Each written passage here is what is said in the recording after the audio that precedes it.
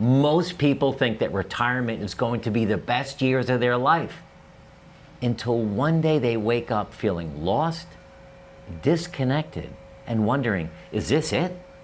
And we know people like that. And by the way, you probably know people like that.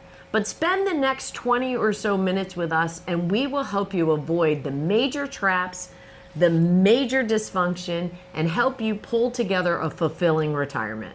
Now, our first year in retirement was a disaster. It was fun. It was fun. It was fun, but it was a disaster. Yeah. I remember as clear as day when I was still working, I was done with my earnout, I'd sold my company, and I really wanted to leave. So I stepped down as a leader of the office, and I'll never forget that first Monday when I walked in, and I walked past the conference room, past the leadership team meeting, the weekly leadership team meeting that I ran for 38 years, and I wasn't even invited. I get to my office and I think, what am I gonna do now? Overnight, I instantly became irrelevant.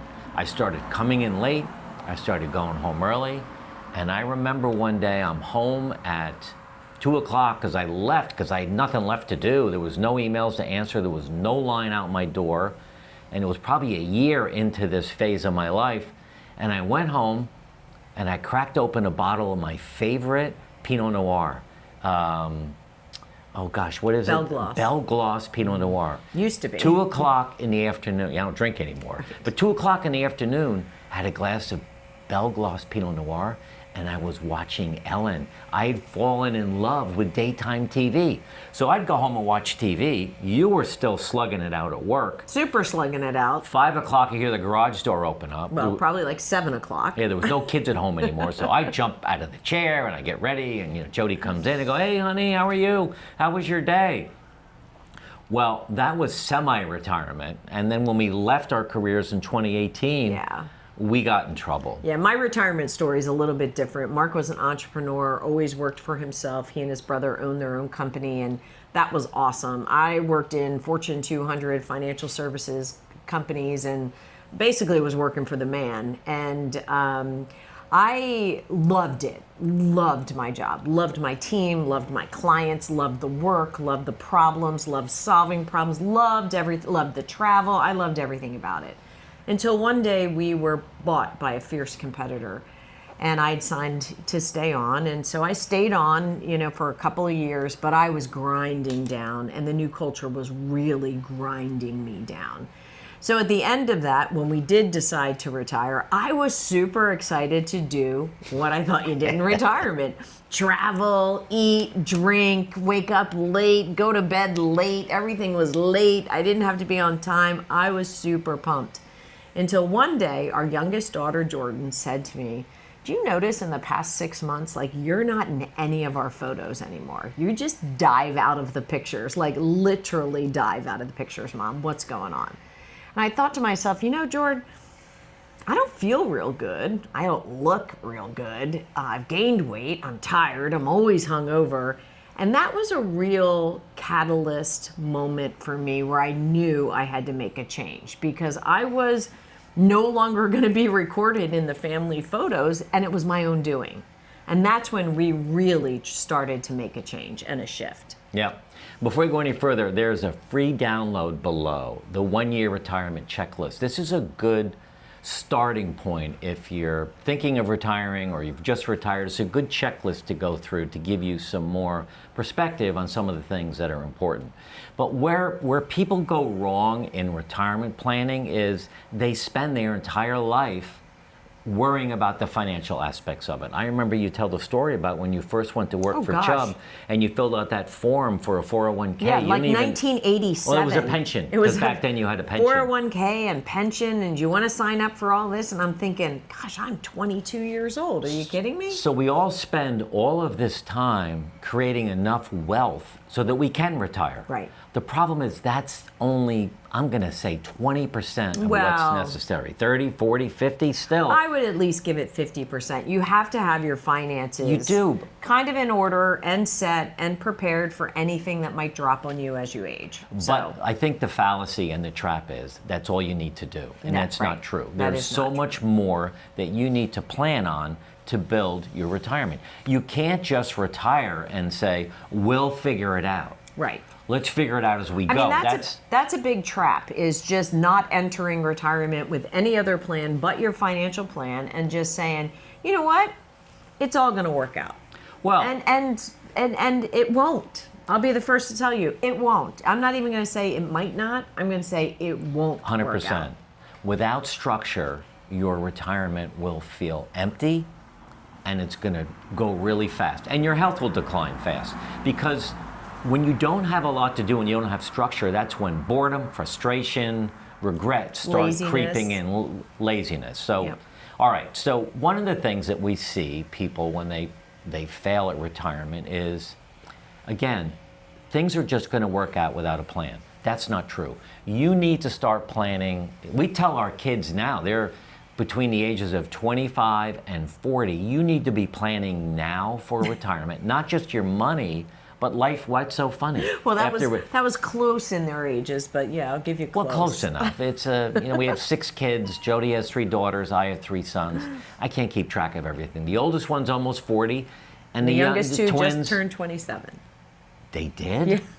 They're not 25 anymore? Nope. Where have I been? I don't know. Where does time go? Our Where does time retirement go? is flying by. You know, the next big trap is that, you're going to think, like maybe I thought, and I did think this way, that free time is just going to lead to happiness, because I was a working mom with 6 kids going in a million directions, and I wanted to be involved in everything they were doing, plus run my teams and lead my clients and all those things. And I thought free time was the answer to everything. And actually, free time can be very dangerous. Well, Go ahead. No. The story I told, goes to show that my free time without structure was dangerous. It was really dangerous to my health, my relationships, and my well-being. Well, the other trap people fall into is that they think or assume that their spouse wants to spend 24/7 together. And that's not true. What is that old joke that women... Love you for life, but not for lunch, or something? Yeah, or something along those lines. Love you daily, but not for lunch. First of all, you don't want to spend 24/7 together. I'm telling you right now, it's just not healthy. Wow, I hope that's not just you talking. I hope... Drop a note below if you think that's just Mark not being happy. I think it's a trap. If you think that's going to be the way it is, because we both have our own stuff, and we have to have our own stuff.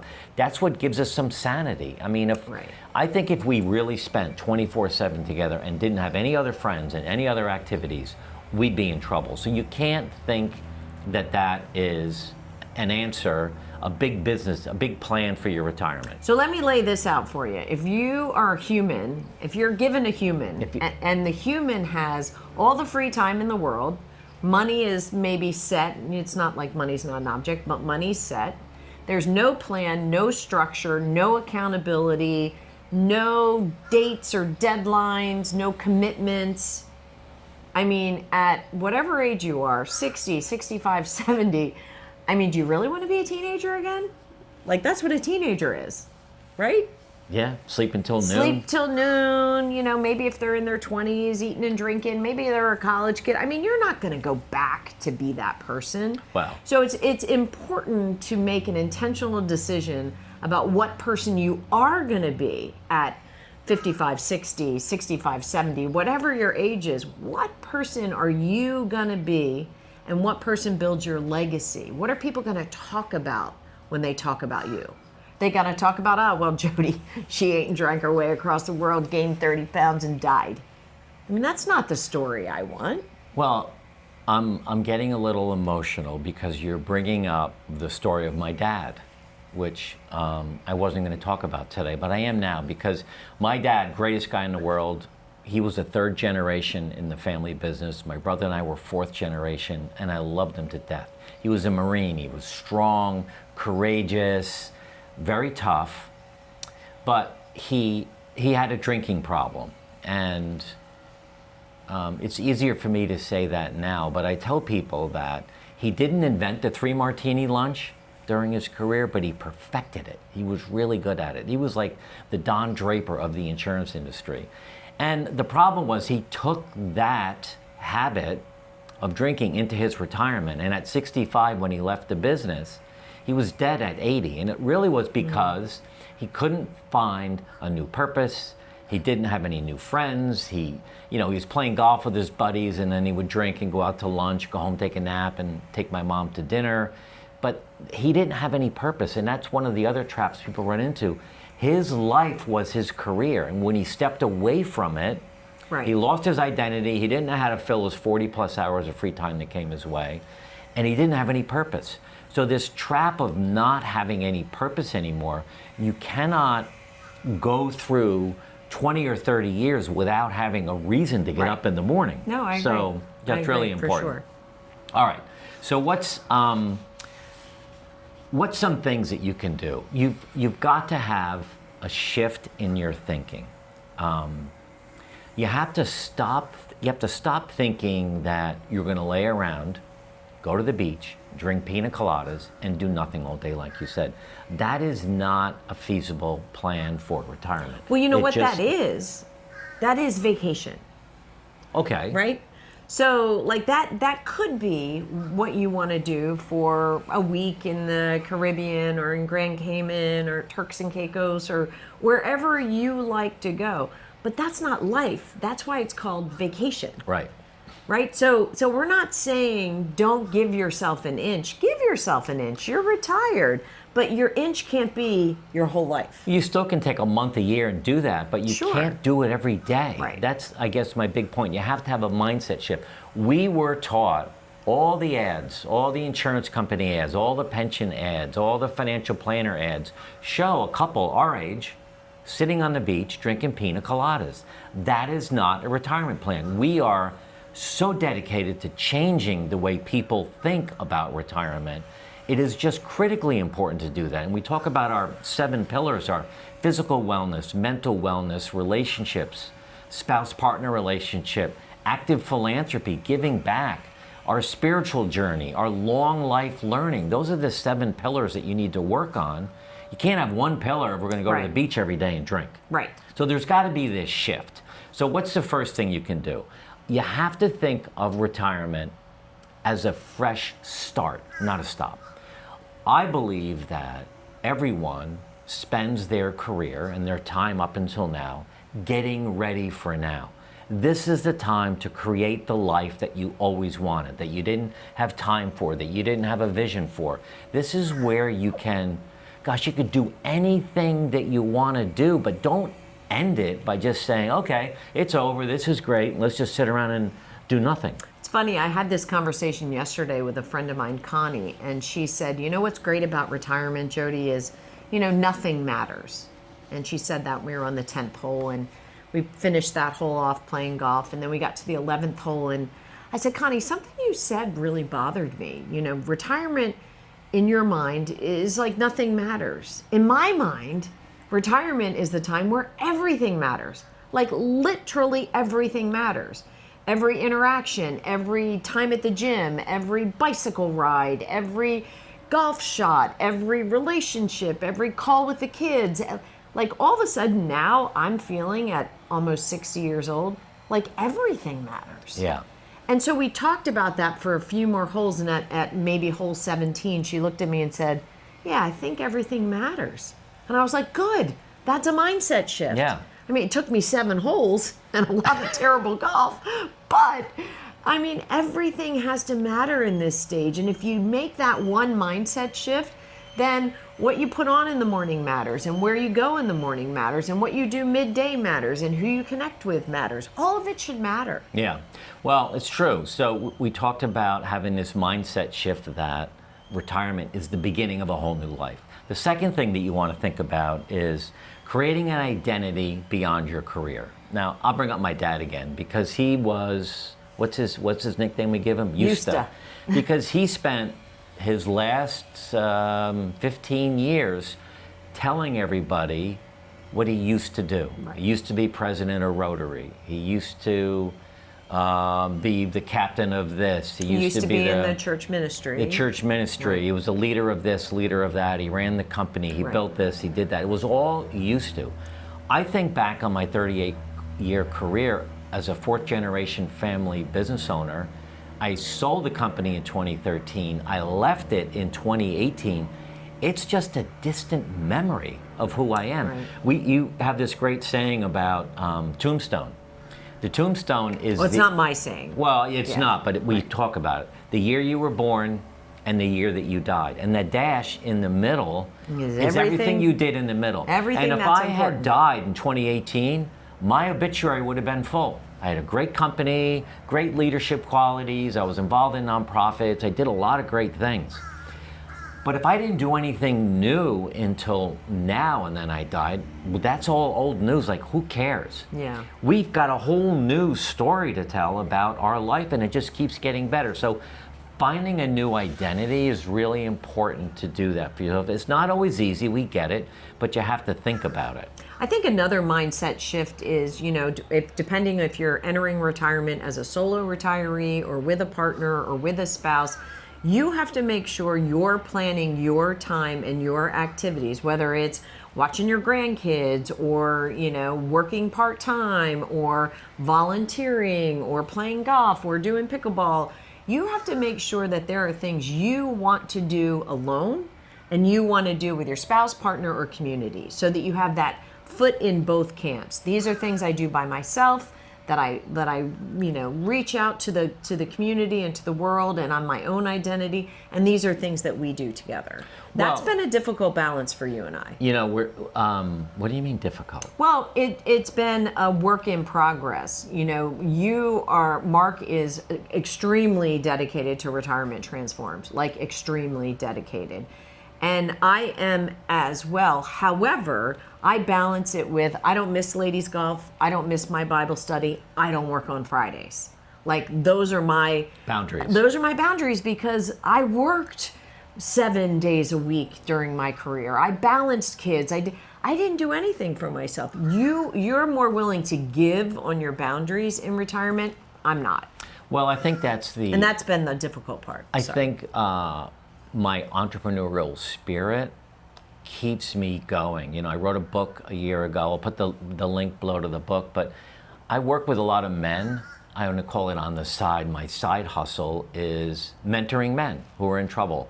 And I really enjoy that. And that goes beyond Retirement Transform, but right. I just love helping people. And it's a passion of mine. And this business that we're in, sometimes we don't even treat it like a business. It's just us sharing what we think is a good way to live your retirement. But this whole idea of planning shared activities and individual activities is really important. Another one, a mindset shift that's so critical, probably the number one thing that's important to us, is focusing on your physical wellness. That's going to bleed into your mental wellness. It's going to bleed into community. It's going to bleed into stronger relationships. We both go to the gym 5 days a week. I go at 5 a.m. Jody goes at 7 a.m. Same gym, same class, same workout. Every Monday through Friday, there's 5 different workouts. They change it every month. But we have different friends there.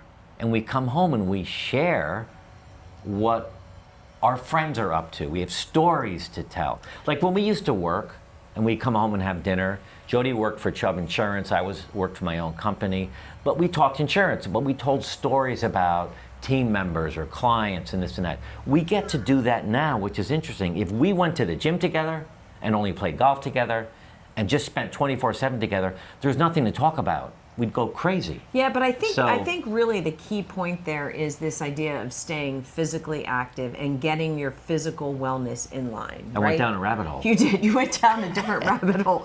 But physical wellness. But physical wellness. I saw an interview the other day, and the interviewee said, to the person who was interviewing them, if God gave you a person, and God gave you a person, it's yourself. Are you doing everything you can to fuel that person's need, to expand that person's mind, to, create joy wherever that person is? If that person is you, can you look in the mirror and say yes, yes, and yes to those things? Yeah, it's good. And if you can't, then you need to make a shift. Yeah. The 5th shift you need to think about is finding a way to contribute. I just talked about this business. We are giving back, we are mentoring, we are teaching, we are coaching one-to-many on the topic of retirement transformation. It's really important to us. I work with my men, you work with the girls, you also have another community of women you work with, you've got your Bible study group. You've got to find ways in this phase of life to give back so that you're feeling fulfilled, right, and you're making a difference, and you're building your legacy. Yep, absolutely. Okay. All right. So what are some key takeaways you can take from this whole adventure talk that we've been on? The first one is define a clear vision for yourself in retirement. What does it look like? Sit down and ask yourself the hard questions of where you are and where you want to be. And sit down with a piece of paper and a pen, and don't be afraid to write. Do it alone, do it with your spouse, whatever you want to be, but it's not too late to do this. It's not too late to reset. If you're watching this, you're 10 years in and you're struggling, sit down and get a fresh blank piece of paper and say, what can I do now for the next 10, 15 years? It's really important. Again, it's really important to work with your spouse, partner, significant other on balancing time together and separate. And if you're a solo retiree and you're by yourself, because we know from the comments, a lot of you are solo retirees, and we're not, so we're not experts in this area, but you've got to find that core group of people that you can lean on and lean into when you're feeling lonely. The third thing that's hard to do but easy to put your head around because it should really stir your heart is keep a strong sense of purpose. Find a way to find your purpose and the community of people around that purpose that share your same enthusiasm around it. Now, don't make the same mistakes that we did or that my dad did and become a statistic in retirement. Work on some of the things that we just talked about to build this beautiful life together by yourself, whatever it is, so that you can spend the next 10, 15, 20 years just living the most amazing life ever. Leave a comment below. What's your biggest struggle right now in retirement? What's your biggest concern? Or what's your greatest fear? win or your greatest fear? Yeah. We promise we will answer your comments, so leave one below. Now watch this video next. Do this and fail at retirement. It's another video on the same topic we're talking about here where we go deeper and give another perspective. So watch this one next.